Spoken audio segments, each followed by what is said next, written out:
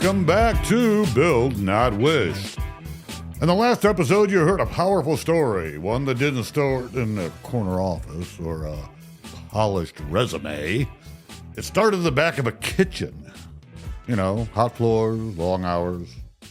A first job that looked a lot like the first jobs most of us have had. That conversation with Paul Elia, Vice President of Operations, wasn't just about where he ended up. It was about how he got there. Today, we're going to slow that down. In this episode, I'm replaying some of the highlights from that interview. Moments where we were sitting with I want to sit with just a little bit longer. Moments that show how most of us start in roughly the same place, with only slight differences in circumstances, opportunity, or timing.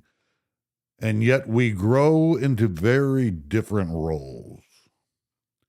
So we'll talk about what separates people who drift from people who build, about the quiet desire successful people seem to have to control their own destiny as much as possible, and about the habit of recalibrating, checking their mindset, adjusting course, and making sure you're still becoming who they intended to become.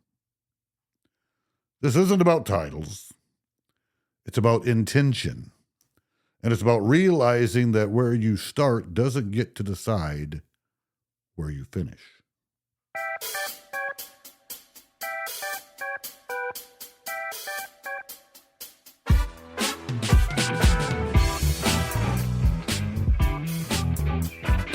Here we go. All right. I got to lay down some groundwork and give you some context to the Paul Elia episode, which is technically episode number 5 of Built Not Wished. But in that episode, I'll get into what we talked about in the episode, but just giving you the groundwork for. So right at the beginning of the year, I think the first week of the year, and he did mention this in the episode when I was interviewing him. He had knee surgery, and so he's still recovering from that. And I'm not certain if. And he came to our house. We live about a half hour south of where he lives, and I'm not certain if this was the first venture out other than going to a doctor and or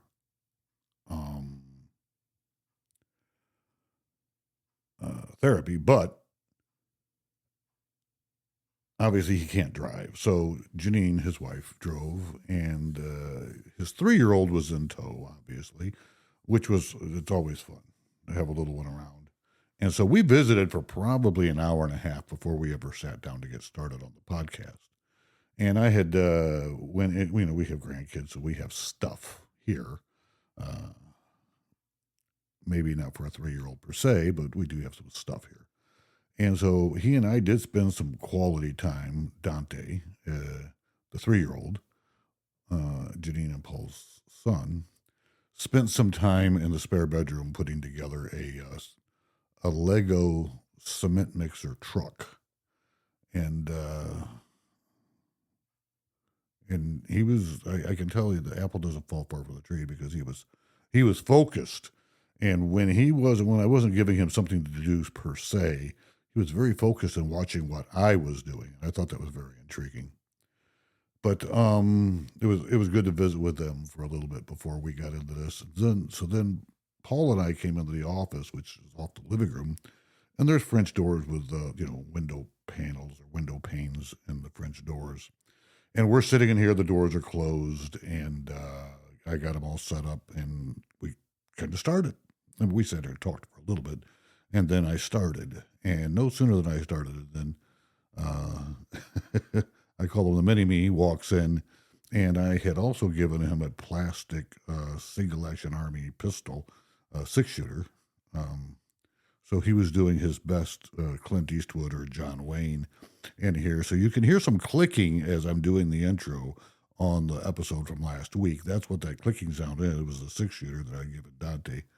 And then Mom came in to get him, and he really didn't want that. So you can hear a little bit of a hollering in the background, but that's Dante. So I think it's interesting. Paul had made a comment that this is his debut at 44 years old, I believe it is, or 45. That is his debut appearance on a podcast. And I said, well, yeah, and your 3-year-old. So, I mean, you did it together, and I thought that was pretty awesome.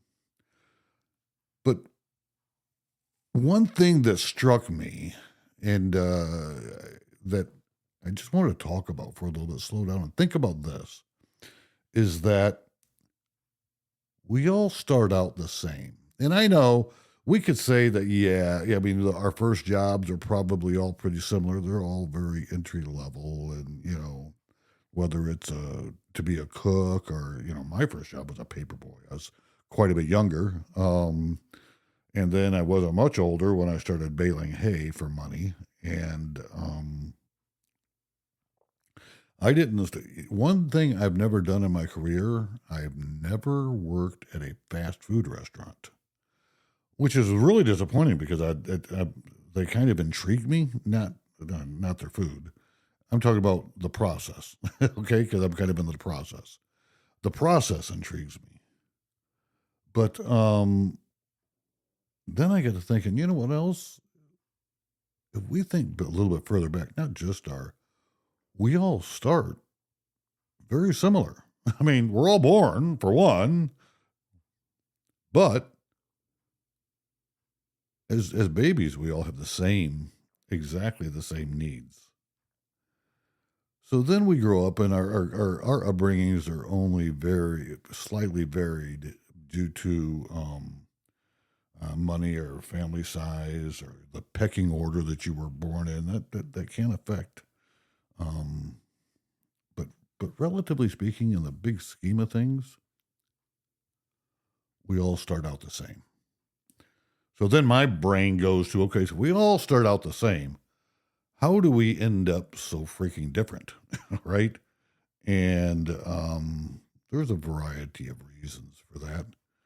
And I'm not going to get into those on this podcast, but just something that struck me as I was, listening to this, getting my notes together and then getting the audio together for this recap episode.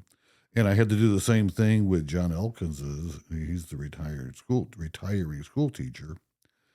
And I was blown away by the similarities between Paul's episode. There was a lot of commonality between Paul's episode and John's episode, which I also found to be pretty intriguing. But before we began recording, we were talking shop a little bit and talking work.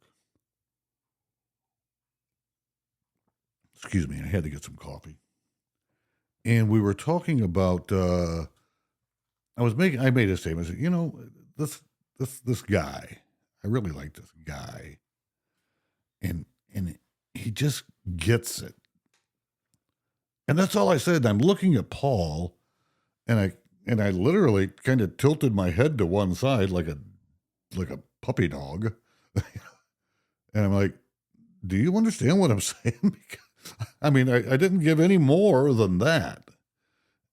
And then I said it again. I said, he just gets it. And Paul and I talked about that for a little bit. Then when we got on when we started recording in the office, I brought that up. And then I thought Paul had a really, really brilliant response. And I'll play that and share that with you now. They just get it, right? And that doesn't necessarily mean it's something technical. And it's hard to define that term about someone gets it. It's almost like you understand it. It's almost like a translation of a language. You get it, but when you finally can really interpret meaning, or you understand it, and you don't need someone to explain it anymore. And from there, you can kind of extrapolate, your actions, your behavior, set forward from it. It's not just a one-off. It's a multi-directional, multifaceted, because this 7 other connections, parts of the constellation, tied together. Right. Yeah, and you see the holistic picture. Yeah, and that's the thing about leadership. Yeah, so like I said, Paul obviously does a much better job of explaining that than I did, but I just found that intriguing and he did a great job of breaking that down. That it is. It's you can talk to somebody about something, and they can take what you're talking about, and they can transpose that right onto a completely different subject, but somehow they can make the connection, and they say, oh, so this is how this is similar, and so this is the way this will work. Well, that's brilliant. That's brilliant. But not everybody can do that. And, sometimes people like me, I need to hear it multiple times before I get it. I'm not a really sharp guy, so it takes me a while to connect the dots that need to be connected, because I've got stories about connecting dots that you should not be connecting because they just shouldn't be connected because they're not even relational. But I just found that to be just mind-boggling to me, that I thought he did a great job in that explanation, kind of off the cuff. And that doesn't shock me, but that was his response. Then we, started talking about other things, and this is where my mind went to listening to Paul talk. And this also related to John, the retiree school teachers episode. And that is, people who are successful, they sometimes just have to take control. They don't just let things happen, they make things happen. I thought that was intriguing, that there was that connection. So I want you to hear this from Paul's episode 5. In reason, right? But we'll talk about it, maybe wait. Right. But I guess I wanted responsibility without realizing it, but or at least I wanted to be able to earn money. So and you wanted money. And I wanted money, yeah. Right. And so when I was 16 and I could drive, it wasn't really the time. It wasn't really the way I lived. It's like you go ride your bike to a job. Like, I know there's a lot of time periods you could do that, but I mean, it wasn't like a lot of paper routes around where I was at, at the time. Right. So it was anything. Maybe I could hire a 16-year-old girl into work with no experience, for, I think it was minimum wage. I want to say it was like $4.75 an hour back then. Okay. But maybe just getting over 5.10, 5.05. I think it was just under 5. But yeah, so working at a Chuck E. Cheese as a kitchen, prepping the food, making the food, plating the food, cleaning all the dishes. A lot of times running the whole kitchen by myself at 16. With birthday parties, and I hated it. I hated it. Yeah, I hated it. But and that's interesting. Because I did not know that. So then, is that where? Because I know you are a pretty inspiring cook. I like to cook, so when I was in college and undergrad, so our senior year, we kind of did the math. And so we realized that, when you get room and board in college, you live in a dorm that's probably the same size as this office that we're in, spacious office, small for like 20-year-olds living together. Correct. With beds and desks and all that. And, you could spend less money renting an apartment with a kitchen or a kitchenette, a living space, and a couple of bedrooms in upstate New York. And then, you'd have to buy your own groceries, but you were spending less money than what the college was charging you. So we started to cook a little bit in college, and we tried. Okay, You know what I sure. mean? But You mean more than mac and cheese? more than mac and cheese. Looking back on it, was like, I'm making penne alla vodka. And I'm taking ragu with like Alfredo. I'm just mixing it. You know what I mean? It's like, it's pink sauce now. Yeah.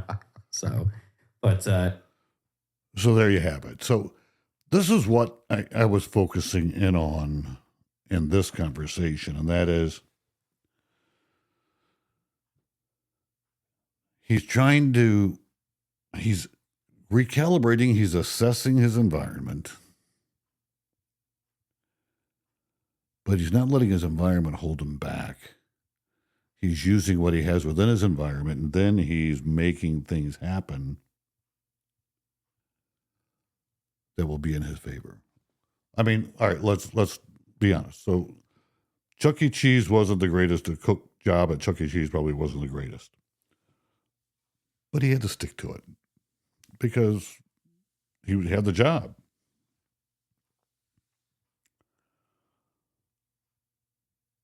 Then I look at, then he gets into college, and he also talked about that he did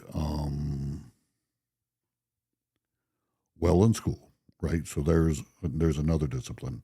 I've got to apply myself to do well so that this effort I'm putting in, I'm going to get a return on investment, or I'm going to get something back out of it. That's helping to control your environment. And even the mindset I think he said he was 16 and with a driver's license at Chuck E. Cheese. He wanted to make his own money. Because he wanted to make his own money, so he didn't want to have to depend on his parents to be able to buy him something if he wanted it. So there's this portion of responsibility. And then he was talking about once he was in college, and they figured out, hey, if we move off campus and rent an apartment, that might cost us more than what we're paying for room at school. But because of it's just a room with a bed and a desk, we have to eat school food. We would have a kitchenette or something that we could cook and then save money, because colleges are actually making money off of their food. And so that's what they did. And then out of necessity, another interesting little twist here, out of necessity of saving money, he developed a lifelong skill and hobby and something that he enjoys in cooking. I thought that was very important. Then he talked about he went into, then we got into when he really started working. And but my first manufacturing company, I really enjoyed it. It was exhilarating. It was fun. It meant so much to me. He's talking about CI. I really enjoyed it, and it got this. And part of that training was how to maybe not lead people in a job, but like lead through events. Sure. Participation in some kind of improvement events. Getting people's input for some sort of benefit, process-wise, product-wise. But, I did that, and then I kind of got into a supervisor role, and I enjoyed it. I don't think I excelled at it at that time by any means. Well, there's his humility showing up, and he didn't think he excelled at it, but and that doesn't shock me for hearing Paul say that. Paul, up until the time we hired a director of quality and continuous improvement, he was by far the company's strongest continuous improvement by experience guy we had. But what I want to focus on is something that he said there repeatedly. And this is something that everybody's got to take, and you got to start thinking about this. He said he enjoyed it. He said that a couple times. I enjoyed it. This is what I liked.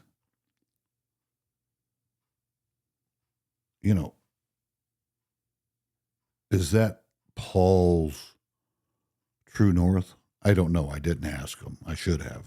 I'm a lousy interviewer, I guess.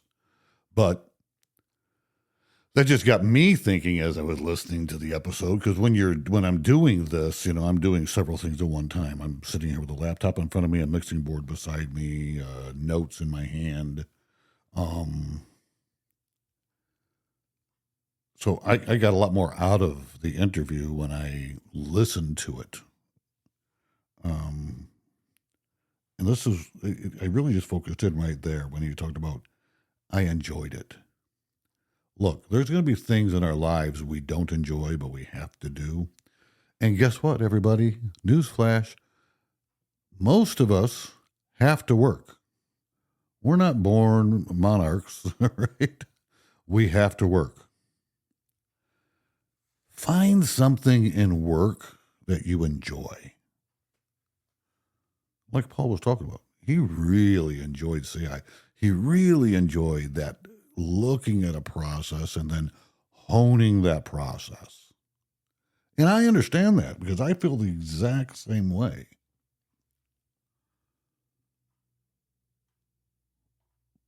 But that's pretty dang important, to enjoy what we do. Got to be able to do that. Got to be able to do that.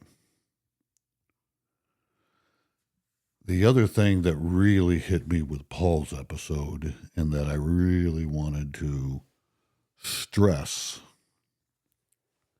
let me just play that clip for you.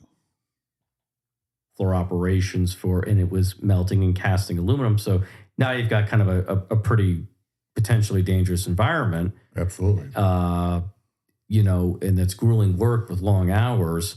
So you had to put in the time. I mean, you didn't have to, but I felt like I needed to build rapport, build respect, and to make sure I could be the commander with people that have already been there. Mm-hmm. So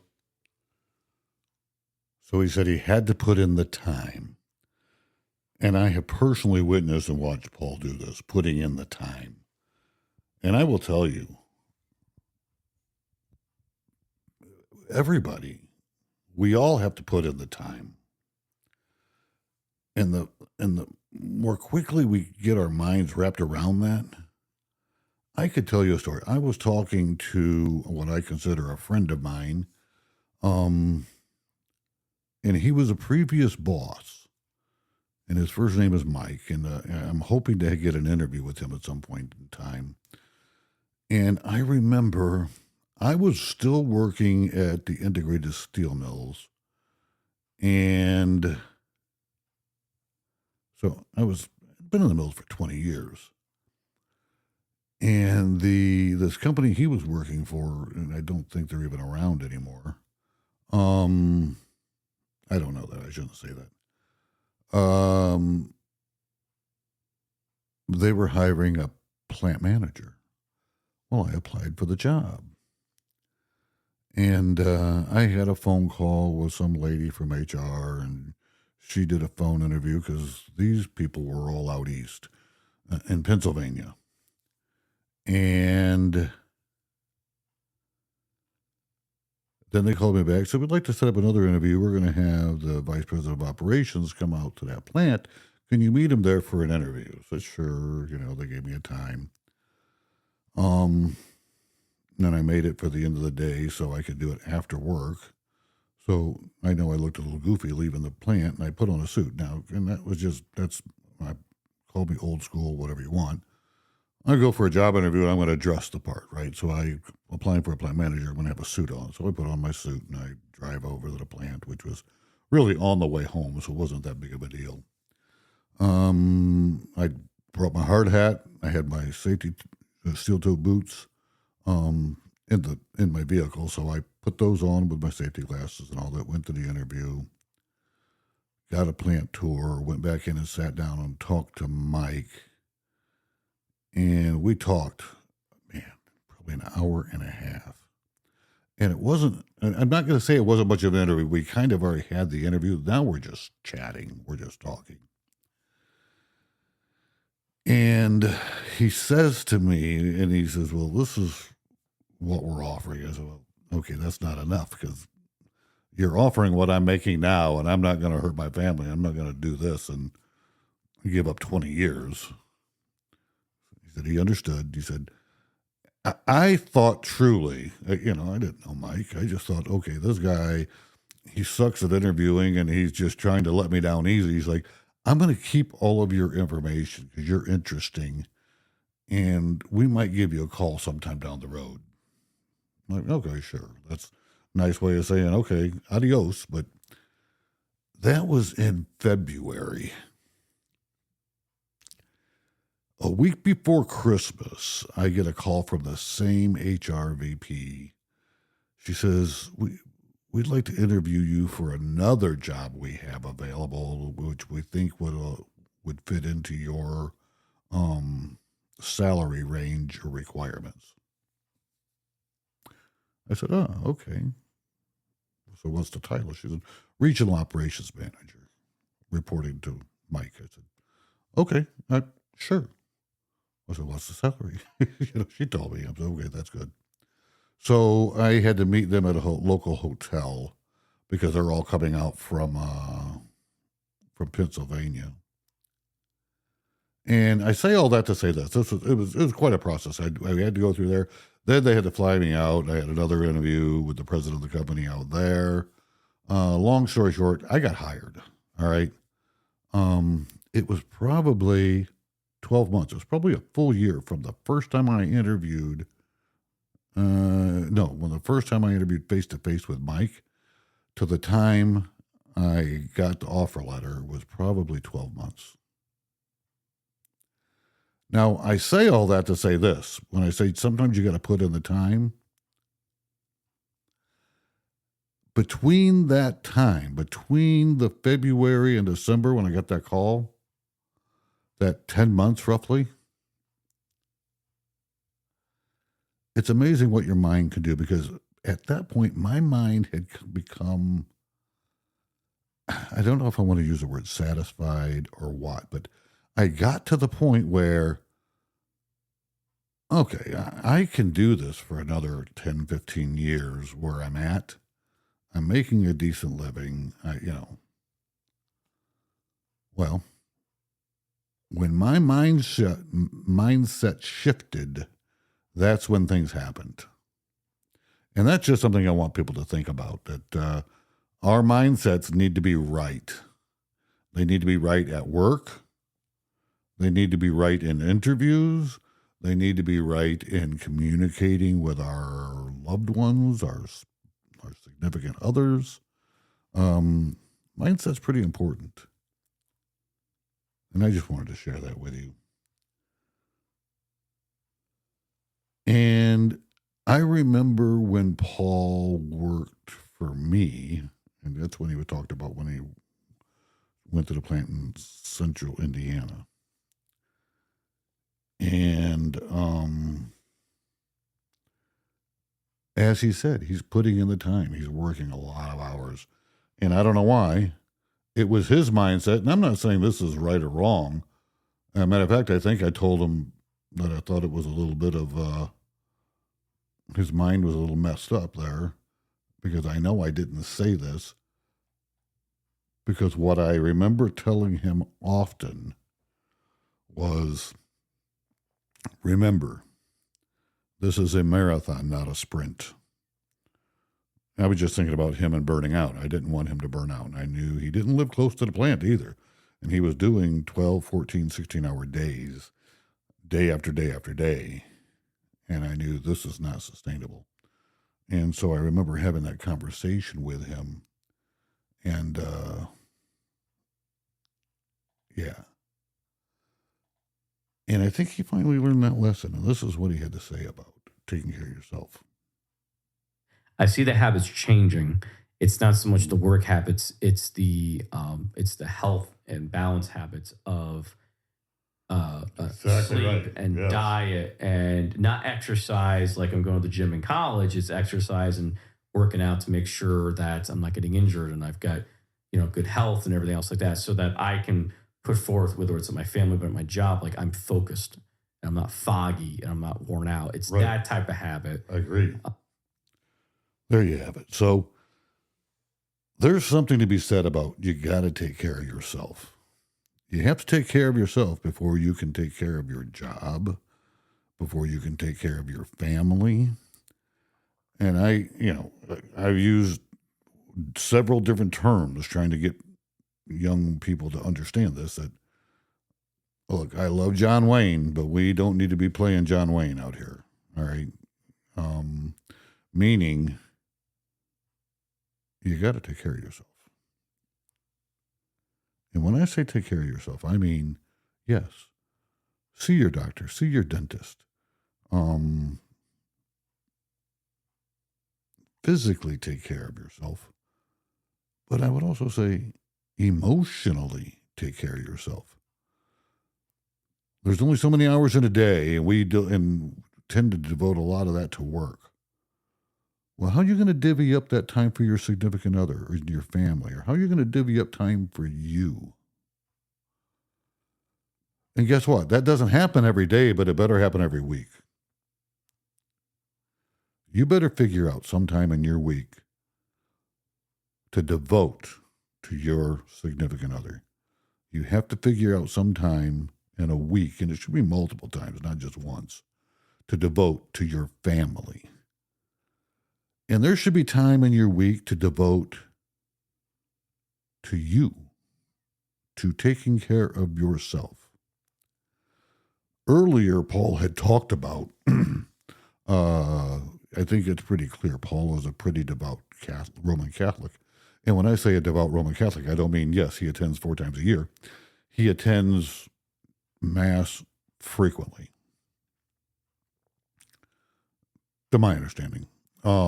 He was raised, his faith means something to him. The fact that I'm a Lutheran makes for great entertaining sparring with him, right? He calls me a protester, not a Protestant, but a protester. Anyway, faith is important. And if you don't have a faith, get one. Got to spend some time in prayer or self-reflection or meditation or whatever you do, but you've got to take some time in a week for yourself, because this is true. Life is a marathon, not a sprint.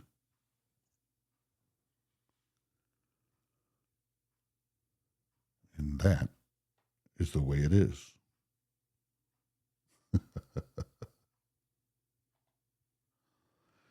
But there's another way to take care of yourself, and I really hadn't even thought about it.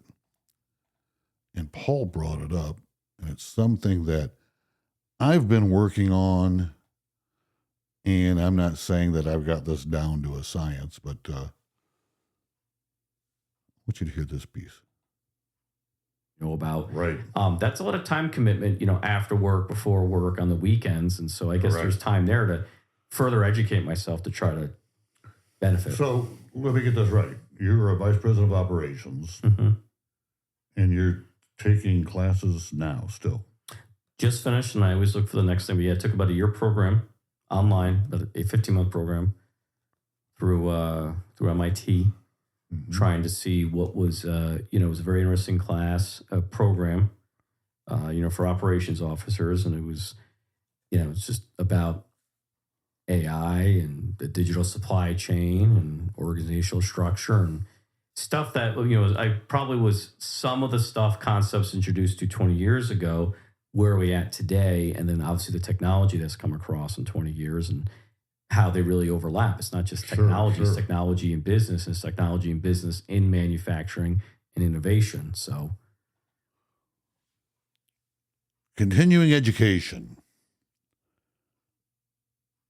Everyone that's upright on this globe needs to view their life as continuing education. Continue to learn.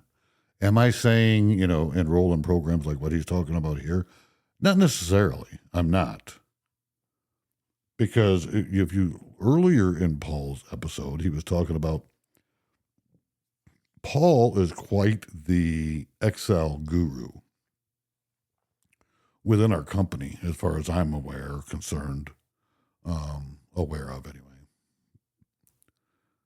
And he said he never had an Excel class in college. He didn't learn Excel till after he started working in manufacturing, actually. And he is self-taught. And he used Google or YouTube. And he said technically Google he said it was probably around, but he didn't use it. I can't remember, he had another name, that early search engine days. But why was he educating himself? The same reason I educate myself more often than that is, there's something I need to do at work and I don't know the answer, so I go find it. And that's exactly what he was doing. Well, I needed to do this at work and I didn't know how to do it, and I knew I could do it through this, but I didn't know how to do it, so I sought it out on the internet, or I sought it out in a book, or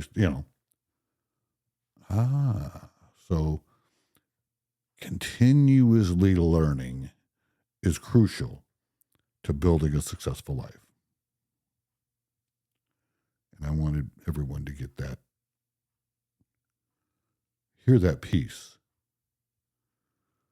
that you just don't hit a threshold and it's made and you never have to do anything more again.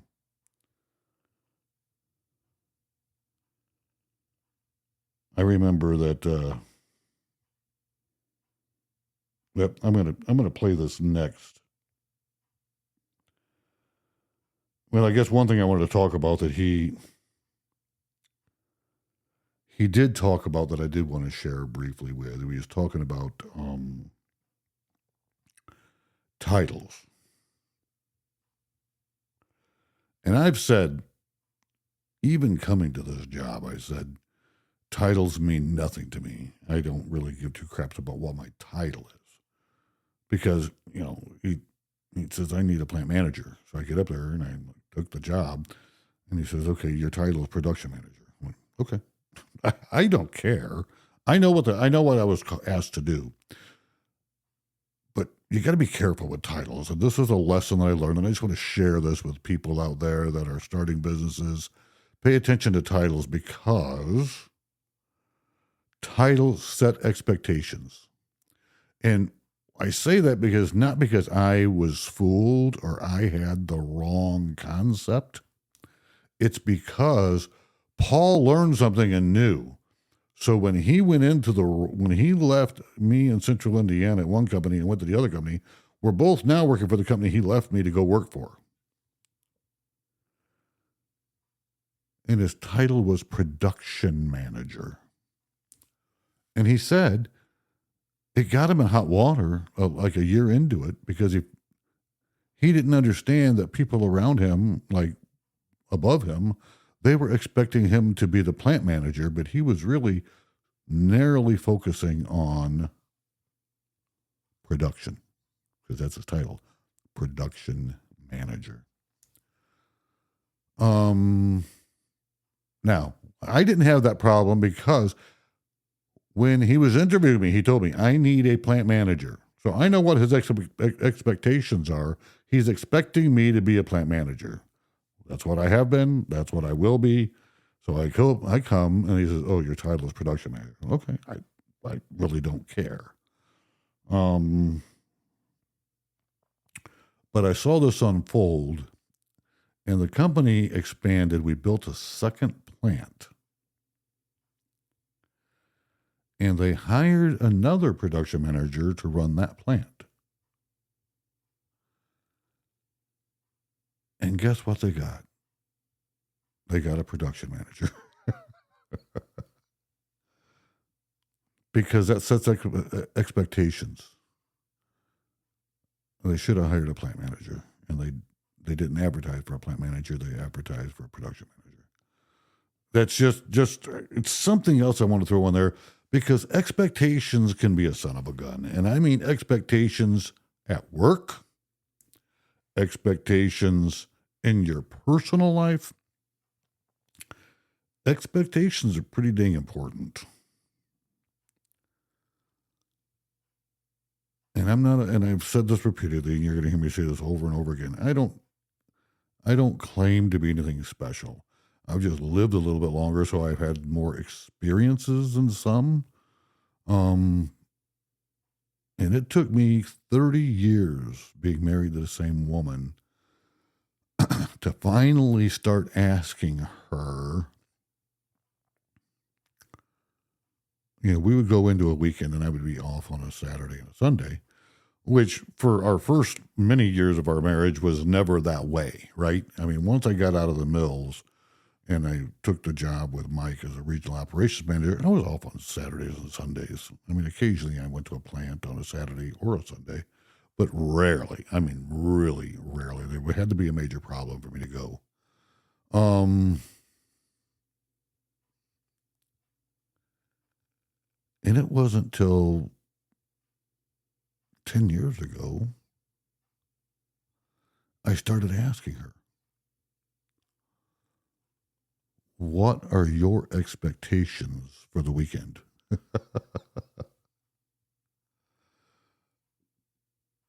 Because not only am I not very smart, but I'm certainly not a mind reader. And, I wasn't explaining what I expected out of a weekend, and she certainly wasn't explaining what she was expecting out of a weekend. And so that would start causing issues between us.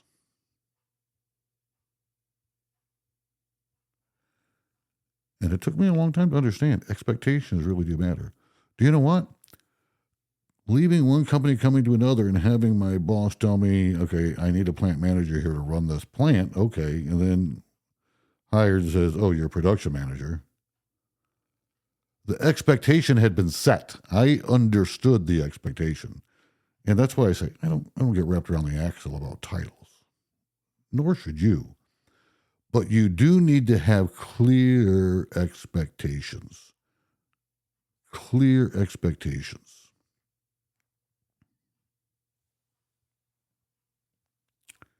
Then we can move into the next clip. Motivating. But if you're going to be successful, I don't know anybody that their motivation comes from anything else from inside. Agreed. I mean, they have to have their own self-motivation. So you have to understand what you want to work for. And that character is not what you want to be, but how you want to be. And if we're talking about strictly your professional career or your job, whatever you want to call it, because you could job hop. I mean, you could be a freelancer, but your character is how you want to be, not just what you want to be. Correct. The way I feel and have come to realize, and and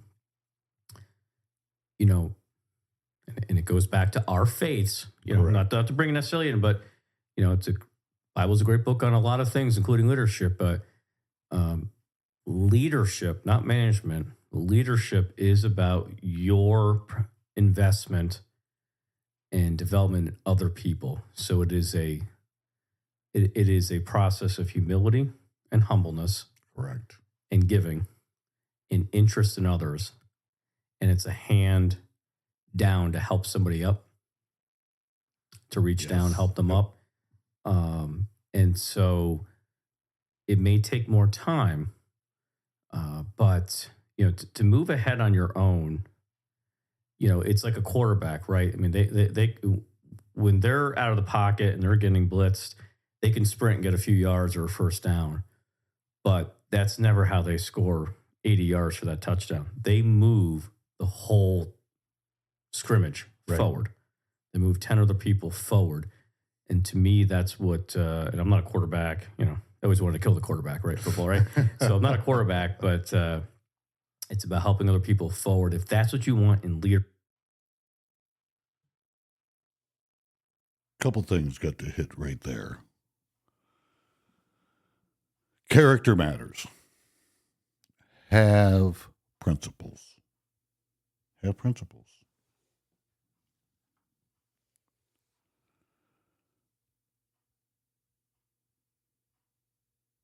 He also said that I think we can't go without refreshing people's memories. And I thought this was so apropos. And I'm paraphrasing, so please go back and listen if you want to hear it said more eloquently from I have a nickname for Paul, and I know HR gets all wigged out when we start having nicknames for people at work because we can't do that.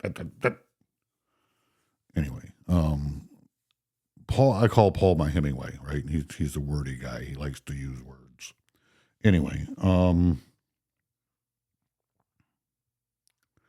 he also said, you can't have a stellar and pristine career and your personal life be a train wreck. Or vice versa. You can't have a pristine and stellar personal life and your work life be a train wreck. Because it's all you, right? It's you. So you want to excel and succeed in your work, excel and succeed in your personal life. And the other thing he said there was that I thought was crucially important. Successful people don't have to have motivational coaches because they're motivated. Their motivation comes from within them. And that, I hope, is not what you're looking at this podcast as a motivation. This is not a motivational podcast. This is a podcast about systems and tools, things that you can use to build a life worth living. And finally, Paul talked about what do you want? What is your driver?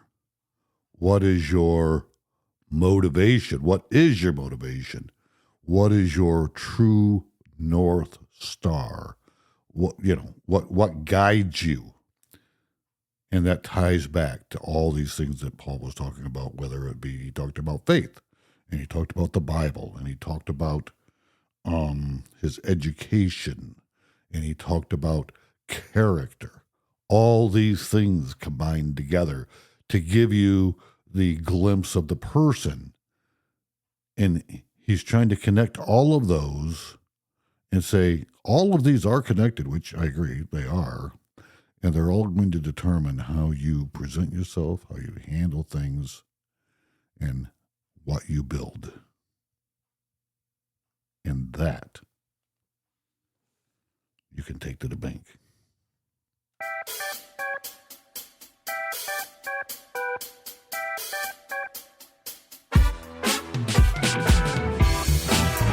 As we wrap up, I hope this episode landed where it needed to. A back kitchen cook doesn't look like a future VP of operations until it does.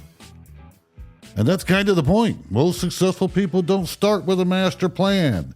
They start with a work ethic, a willingness to learn, and a growing awareness that they didn't want to life just happen to them.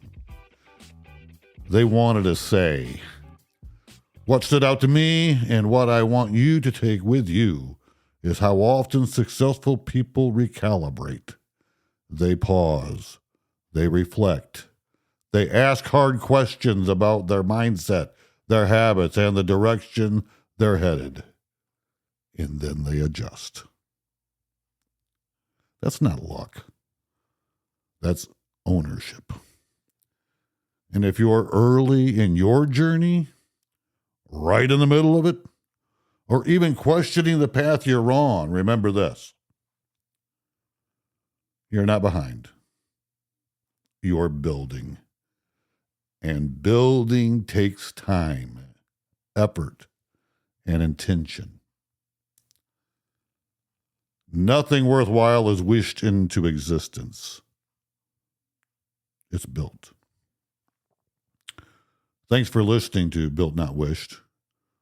If this episode gave you something to think about, share it with someone still in their own back kitchen season. Rate this episode, and I'll see you next time.